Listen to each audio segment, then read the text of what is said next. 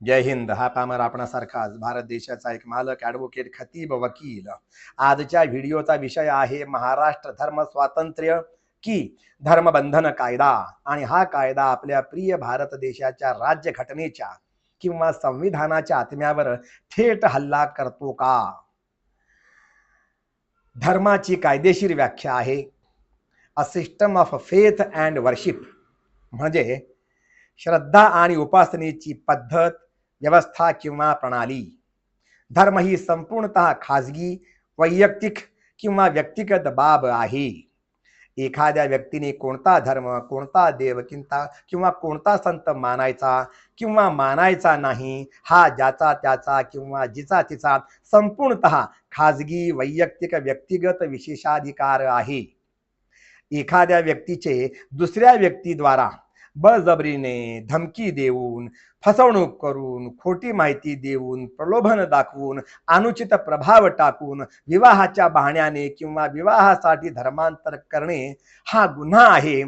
ही बाबच मुळात बालिशपणाची किंवा पोरकटपणाची वाटते.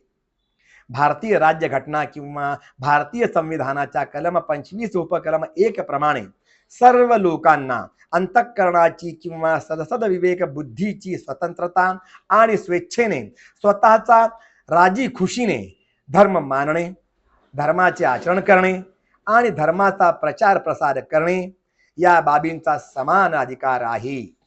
शफीन जहान हादिया या प्रकरणामध्ये सुद्धा सुप्रीम कोर्टानं अत्यंत सुस्पष्ट आणि निसंदिग्ध शब्दांमध्ये कायदा असा सांगितलेला आहे की राज्यघटनेच्या कलम 21 गोपनीयता आणि वैयक्तिक स्वातंत्र्याअंतर्गत व्यक्तीला धर्म बदलण्याचा आणि वैवाहिक जोडीदार म्हणजे पती पत्नी निवडण्याचा मूलभूत अधिकार आहे.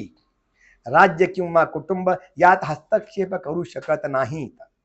पुट्टा स्वामी या प्रकरणामध्ये सुद्धा सुप्रीम कोर्टानं अत्यंत सुस्पष्ट आणि निसंदिग्ध शब्दांमध्ये कायदा सांगितलेला आहे. तो असा आहे की व्यक्तीला धर्म बदलण्याचा आणि वैवाहिक जोडीदार पती किंवा पत्नी निवडण्याचा जो अधिकार आहे तो संपूर्णतः वैयक्तिक आणि खाजगी बाब आहे. धर्माचरणाच्या म्हणजे कोणताही धर्म मानणे, त्याचं आचरण करणे व त्याचा प्रचार प्रसार करणे यावर कोणकोणती घटनात्मक बंधनं आहेत ते पाहूयात. तर धर्माचरणाच्या स्वातंत्र्यावरील बंधनं अशी: 1. सार्वजनिक सुव्यवस्था, पब्लिक ऑर्डर, नैतिकता, मोरॅलिटी आणि आरोग्य, हेल्थ वगैरे. 2 व्यक्तींनी आपापले वैवाहिक जोडीदार पती किंवा पत्नी निवडल्यामुळे कोणत्याही प्रकारचा सार्वजनिक सुव्यवस्थेचा प्रश्न निर्माण होत नाही, नैतिकतेचा भंग होत नाही, आरोग्याचा प्रश्न निर्माण होत नाही. आपल्या या महाराष्ट्र धर्म स्वातंत्र्य कायद्याप्रमाणे अशा तथाकथित बेकायदेशीर धर्मांतर या गुन्ह्यासाठी 5-5, 7-7, 10-10 वर्षे सक्त मजुरीची शिक्षा आणि लाखो रुपयांचा जो दंड केलेला आहे तो प्रमाणबद्धतेचा नियम म्हणजेच प्रिन्सिपल ऑफ प्रपोर्शनॅलिटी या कसोटीवर टिकणारा वाटत नाही. ज्यांना धर्मांतर करायचं आहे त्यांनी धर्मांतर करण्यापूर्वी 60 दिवस अगोदर कलेक्टरला लेखी पूर्व सूचना नोटीस देणं हे बंधनकारक केलेलं आहे. तर मग स्वतःच्या अंतःकरणाच्या निर्णयाची राज्याला माहिती देणे हे त्या व्यक्तीच्या गोपनीयतेच्या किंवा खाजगीपणाच्या अधिकारावर, मूलभूत अधिकारावर अतिक्रमण वाटू शकते. आणि कलेक्टरनं अशा अर्जावर किती दिवसात निर्णय द्यावा, किती दिवसात तो अर्ज निकाली काढावा याबाबत कालमर्यादेचं कोणतंही बंधन नाही. या कायद्याच्या कलम 6 उपकलम 4 प्रमाणे कलेक्टरला वाटलं तर तो पोलिसांना त्या धर्मांतर करू इच्छिणाऱ्या अर्जदारावर फौजदारी गुन्हा दाखल करण्याचा आदेश देऊ शकतो. या कायद्यातील प्रलोभन आणि अनुचित प्रभाव या संज्ञा सुद्धा अत्यंत व्यापक आणि संदिग्ध आहेत. त्यामुळे कायदेशीर शांततामय धार्मिक प्रचार प्रसार या बाबींना सुद्धा गुन्हेगारी संशयाच्या परिघात आणले जाण्याचा धोका संभवतो। या कायद्याप्रमाणे पुराव्याचा बोजा किंवा भार हा आरोपीवरच आहे।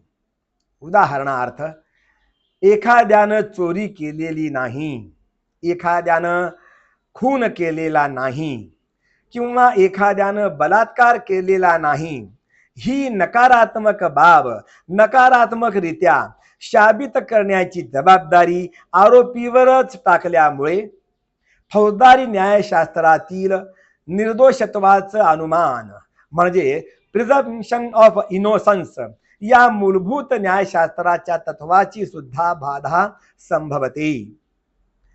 हा गुन्हा दखलपात्र आणि अजामीन पात्र आहे, म्हणजेच फिर्याद आली की त्वरित अटक करण्याचा पोलिसांना अधिकार आहे। आता फिर्याद कोण कोण देऊ शकतं ते पाहूयात। पीडित व्यक्तीची आई, वडील, पालक, भाऊ, बहीण किंवा त्या तथाकथित पीडितेशी रक्तसंबंधाने, लग्नाने किंवा दत्तक संबंधाने संबंधित असलेली व्यक्ती ही फिर्याद देऊ शकते। याचं उदाहरण असं देता येईल की एखाद्याच्या पोटात दुखत नाही, परंतु इतर लोकांनी तुझ्या पोटात दुखतंय असं म्हणणे, एखाद्याला दिसतोय परंतु तुला दिसत नाहीये असं इतरांनी म्हणणे किंवा सांगणे, एखाद्याला चालता येतं परंतु तुला चालता येत नाही, तू लंगडा आहेस असं त्याला इतरांनी सांगणं, एखादा आजारी नाही आहे परंतु हा आजारी आहे असं पोलिसांना इतरांनी सांगणं। म्हणजेच एखाद्यानं धर्म बदलणं म्हणजेच जैन होणं किंवा बौद्ध होणं किंवा लिंगायत होणं हे किती अवघड आणि कठीण करून ठेवलेलं आहे या कायद्याने। हा कायदा धर्म स्वातंत्र्याचा आहे किंवा धर्म बंधनाचा आहे आणि या कायद्यानं आपल्या प्रिय भारत देशाच्या राज्यघटनेवर किंवा संविधानावर, त्याच्या आत्म्यावर थेट हल्ला चढवलेला आहे का? या प्रश्नाचं उत्तर हा पामर आपणा भारत देशाच्या, आपल्या महाराष्ट्र राज्याच्या मूळ आणि अस्सल मालकांवर म्हणजेच आपण नागरिकांवर सोडत आहे। जय हिंद।